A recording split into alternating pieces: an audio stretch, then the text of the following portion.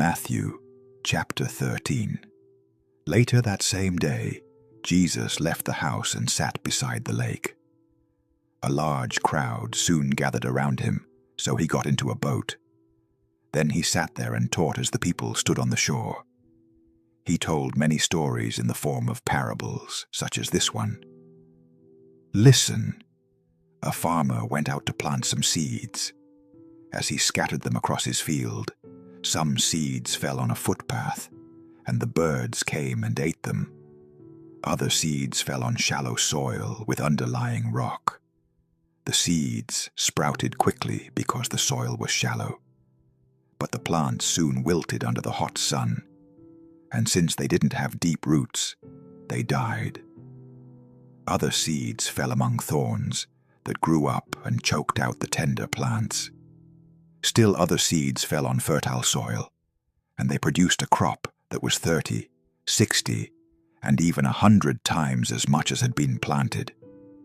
Anyone with ears to hear should listen and understand. His disciples came and asked him, "Why do you use parables when you talk to the people?" He replied, "You are permitted to understand the secrets of the kingdom of heaven, but others are not. To those who listen to my teaching, more understanding will be given, and they will have an abundance of knowledge.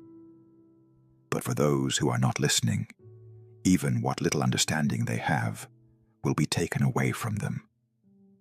That is why I use these parables, for they look, but they don't really see. They hear, but they don't really listen or understand." This fulfills the prophecy of Isaiah that says, "When you hear what I say, you will not understand. When you see what I do, you will not comprehend. For the hearts of these people are hardened, and their ears cannot hear, and they have closed their eyes. So their eyes cannot see, and their ears cannot hear, and their hearts cannot understand, and they cannot turn to me and let me heal them.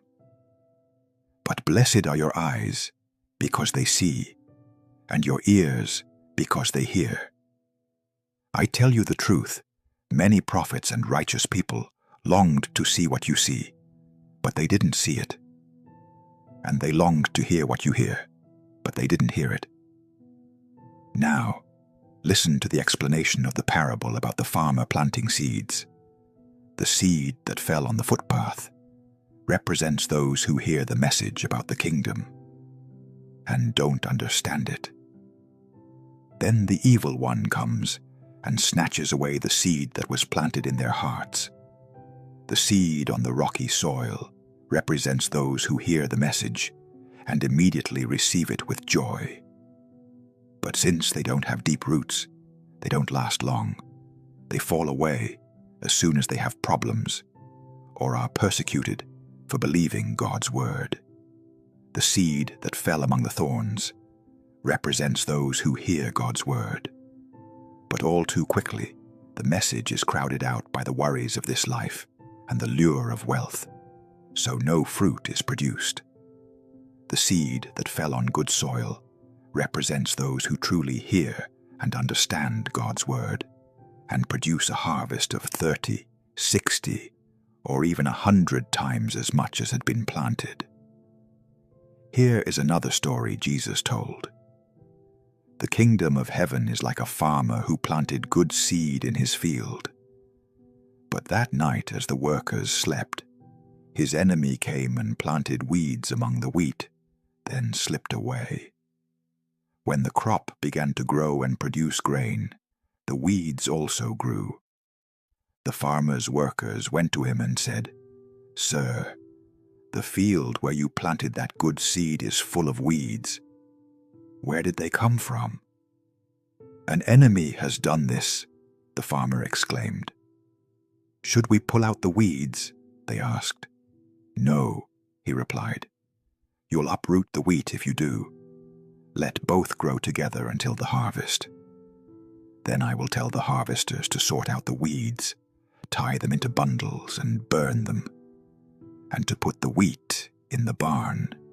Here is another illustration Jesus used. The kingdom of heaven is like a mustard seed planted in a field. It is the smallest of all seeds, but it becomes the largest of garden plants. It grows into a tree, and birds come and make nests in its branches. Jesus also used this illustration. The kingdom of heaven is like the yeast a woman used in making bread. Even though she put only a little yeast in 3 measures of flour, it permeated every part of the dough. Jesus always used stories and illustrations like these when speaking to the crowds. In fact, he never spoke to them without using such parables. This fulfilled what God had spoken through the prophet. I will speak to you in parables. I will explain things hidden since the creation of the world. Then, leaving the crowds outside, Jesus went into the house. His disciples said, "Please explain to us the story of the weeds in the field." Jesus replied, "The Son of Man is the farmer who plants the good seed. The field is the world, and the good seed represents the people of the kingdom. The weeds are the people who belong to the evil one. The enemy who planted the weeds among the wheat is the devil.